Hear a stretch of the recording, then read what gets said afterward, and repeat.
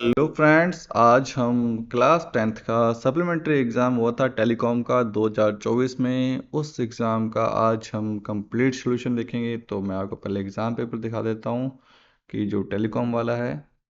तो ये आपका टेलीकॉम एग्ज़ाम है, 2024 में हुआ था। सप्लीमेंट्री एग्ज़ाम है, आप देख सकते हो, मैंने यहाँ पे कर रहा हूँ निशान। और 2024 में हुआ था, क्लास 10th है, आप देख सकते हो। और सब्जेक्ट क्या है आपका, टेलीकॉम। इसका मैंने कंप्लीट सॉल्यूशन कर चुका हूँ। तो देखो आप यहाँ पे 2024 सप्लीमेंट्री क्लास 10th का एग्ज़ाम, टेलीकॉम सब्जेक्ट आपका। तो बिना कुछ देर की हम स्टार्ट करते हैं वीडियो को। पर वीडियो स्टार्ट करने से पहले आप सबको एक बात जरूरी सूचना, अगर आपको ये वीडियो अच्छी लगे तो वीडियो को लाइक और चैनल को सब्सक्राइब करना ना भूलें। और प्लीज़ प्लीज़ वीडियो को पूरा देखें, क्योंकि शायद क्या पता क्वेश्चन रिपीट हो जाए 2025 में। तो सप्लीमेंट्री का और एक जो आपका फाइनल एग्ज़ाम हुआ था 2024 में, तो दोनों वीडियो देखें।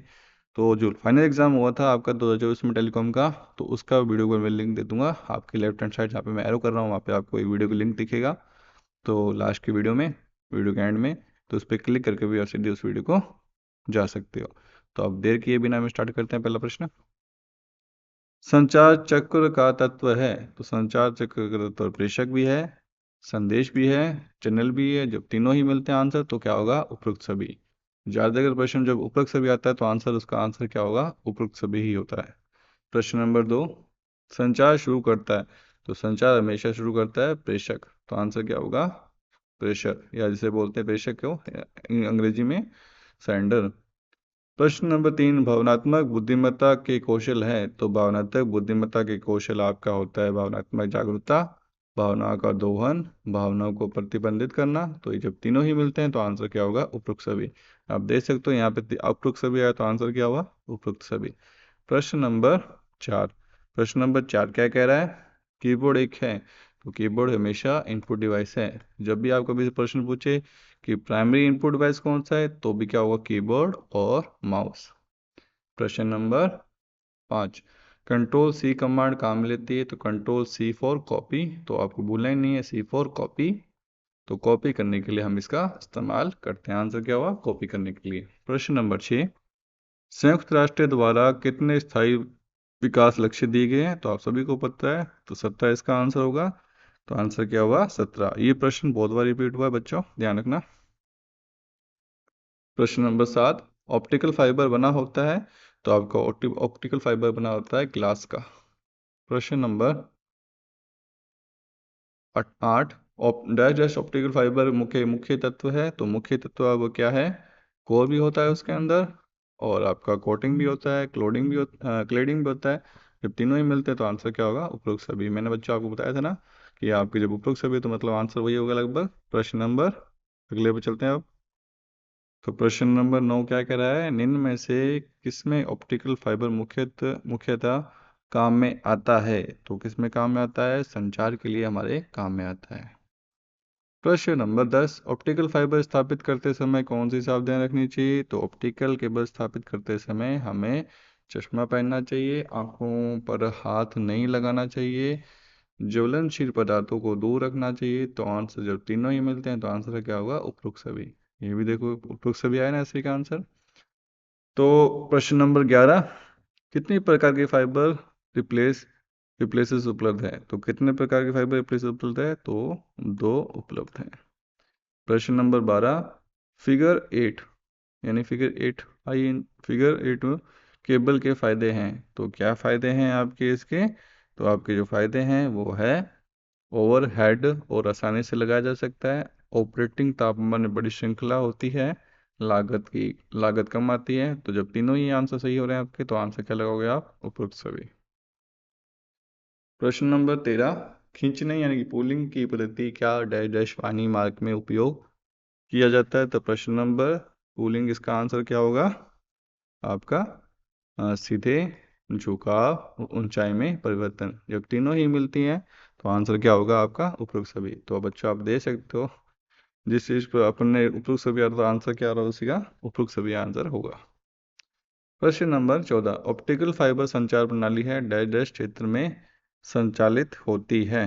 तो ये किस में होती है, आपके इंफ्रारेड में शामिल होती है। तो आंसर क्या हुआ, इंफ्रारेड। प्रश्न नंबर 15, विजुअल फाल्ट लोकेटर का कार्य है। तो विजुअल फॉल्ट लोकेटर का कार्य क्या रहे है? तो फाइबर में फॉल्ट का पता लगाना। तो आंसर क्या हुआ? फाइबर में फॉल्ट का पता लगाना। प्रश्न नंबर 16, FTTH से तात्पर्य है। तो FTTH फाइबर क्या है? Fibre to the home. तो आंसर क्या हुआ? फाइबर टू द होम, इसका पूरा नाम। प्रश्न नंबर 17, ऑप्टिकल फाइबर में सिग्नल का संचार किस रूप में होता है? तो सिग्नल का संचार लाइट यानी कि प्रकाश के रूप में होता है। फाइबर में स्पेसिंग स्पेसिंग का क्या कार्य है? तो फाइबर में स्पेलिंग का दो फाइबर ऑप्टिकल केबल को जोड़ने के लिए हम इसका उपयोग करते हैं। आपको मैं दिखा देता हूँ। तो आंसर क्या हुआ? दो फाइबर ऑप्टिकल केबल को जोड़ने के लिए हम इसका उपयोग करते हैं, फाइबर स्प्लाइसिंग का। प्रश्न नंबर 19, OTDR का पूरा नाम। देखो प्रश्न नंबर 19 क्या कह रहा है? OTDR का फुल फॉर्म क्या है? अब मैंने प्रश्न यहाँ पे साथ में लिखे हुए हैं। जो प्रश्न यहाँ लिखे हैं वही प्रश्न मैंने यहाँ लिखे हुए हैं। तो अब प्रश्न को देखने के लिए हम प्रश्न बुक का सहायता नहीं लेंगे। आंसर बुक में ही प्रश्न लिखे हुए हैं साथ में। तो पहले आप क्वेश्चन पढ़ेंगे, फिर इसका आंसर वहीं दे पढ़ेंगे। तो मैं बार बार वीडियो को स्विच नहीं करूँगा। बच्चों वीडियो पूरी देखना।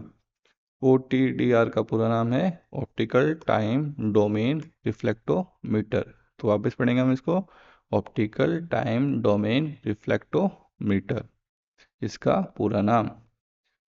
प्रश्न नंबर 20, मौखिक संचार के दो लाभ लिखिए। तो मौखिक संचार के दो लाभ है, त्वरित प्रतिक्रिया मिलती है यानी कि आपको हाथों हाथ तुरंत प्रतिक्रिया मिलती है, और दूसरा भावनाओं को बेहतर तरीके से व्यक्त किया जा सकता है मौखिक संचार में। 21, प्रश्न नंबर 21, स्मार्ट में एस का लक्ष्य क्या है? एस का लक्ष्य होता है स्पेसिफिक, इसे हिंदी में बोलते हैं विशिष्ट।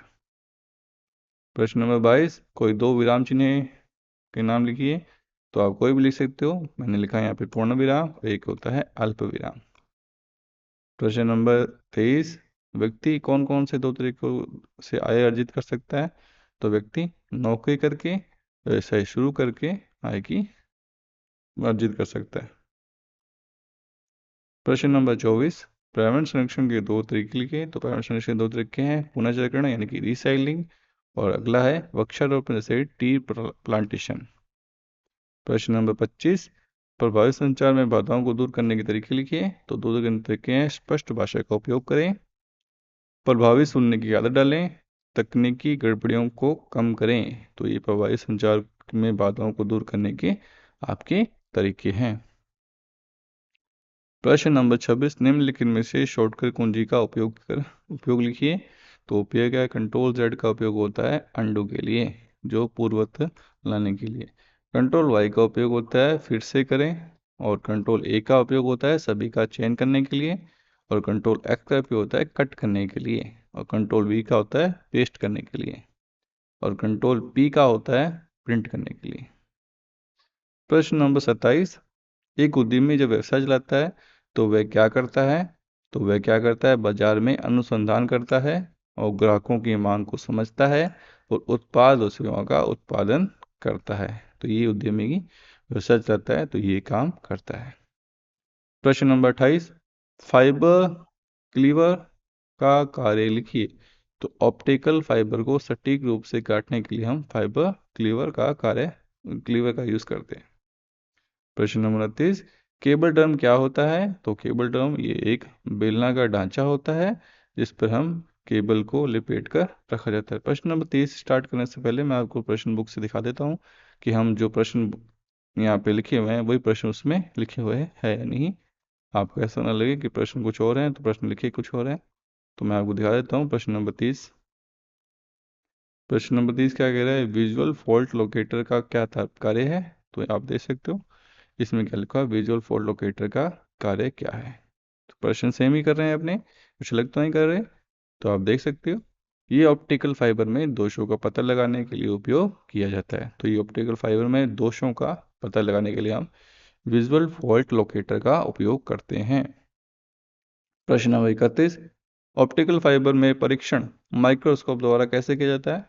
तो माइक्रोस्कोप द्वारा एडफेंस की जांच की जाती है, और क्षति और गंदगी का निरीक्षण किया जाता है। प्रश्न नंबर 32, FTTC का क्या अर्थ है? तो इसका पूरा नाम क्या होगा? Fibre to the curve. प्रश्न नंबर 33, ऑप्टिकल फाइबर संचार प्रणाली को समझाइए। तो ऑप्टिकल फाइबर संचार एक ऐसी तकनीक है जिसमें डेटा को प्रकाश के रूप में संचारित किया जाता है। इसमें तीन मुख्य भाग होते हैं, जैसे कि पहला होता है स्रोत, जिसे हम सोर्स बोलते हैं। दूसरा ट्रांसमिशन चैनल, इसकी ट्रांसमिशन से हम ट्रांसमिट करते हैं डाटा। और तीसरा होता है रिसीवर, जिसको हम डाटा ट्रांसमिट कर रहे हैं। इसी के अथवा में एक प्रश्न नंबर 33 का अथवा वाला प्रश्न हम क्वेश्चन बुकलेट से पढ़ेंगे। प्रश्न नंबर 33 का अथवा का प्रश्न है, ऑप्टिकल फाइबर की स्थापना के समय किन किन पैरामीटर का निरीक्षण किया जाता है। तो आप देख सकते हो प्रश्न 33 का अथवा क्या कह रहा है